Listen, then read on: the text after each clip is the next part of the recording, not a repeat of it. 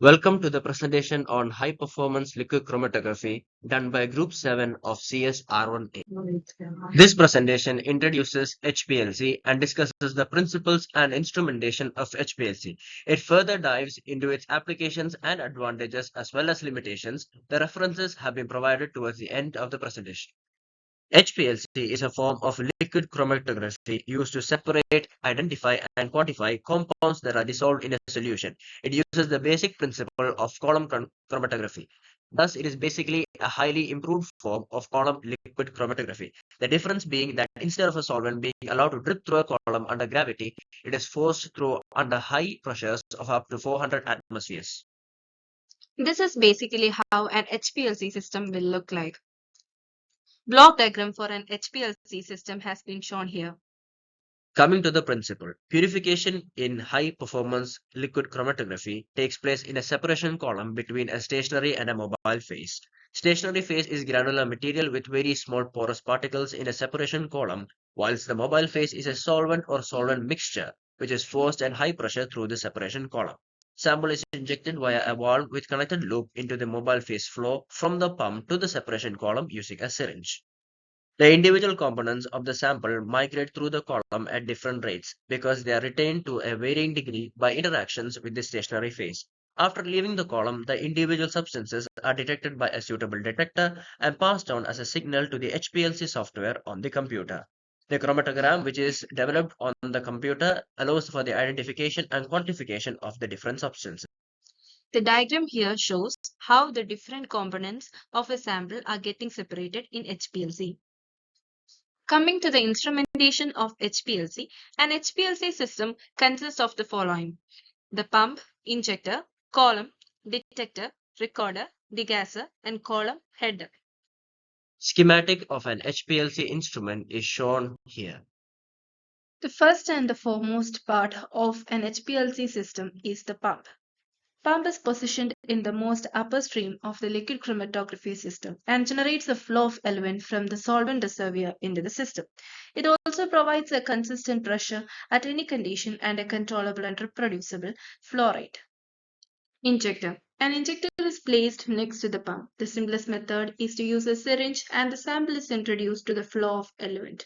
The most widely used injection method is based on sampling loops.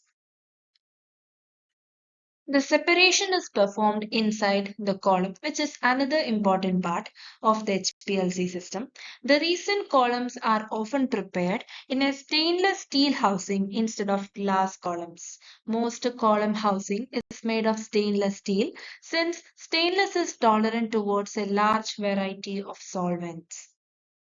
Coming to the detector, a detector is used to observe the obtained separation. The composition of the element is consistent when no analyte is present. Presence of analyte changes the composition of the element. What detector does is to measure these differences. These differences are then monitored as a form of an electronic signal. There are different types of detectors available. Then comes the recorder. The change in element detected by a detector is in the form of an electronic signal, and thus it is still not visible to our eyes. In older days, the pen paper chart recorder was popularly used, but now various types of data processors are available which can be used. Column heater. The LC separation is often largely influenced by the column temperature. In order to obtain repeatable results, it is important to keep consistent temperature conditions. Thus, columns are generally kept inside the column oven or column heater. The applications of HPLC are pharmaceutical applications, environmental applications, applications in forensics, food and flavor, applications in clinical tests. The advantages of HPLC are the following: fast and efficient separations, continuous monitoring of the column effluent. It can be applied to the separation and analysis of very complex mixtures, accurate quantitative measurements, repetitive and reproducible analysis using the same column, etc. Lastly, there are some limitations of HPLC. First, it is the cost. Despite its advantages, HPLC can be costly, requiring large quantities of expensive organics.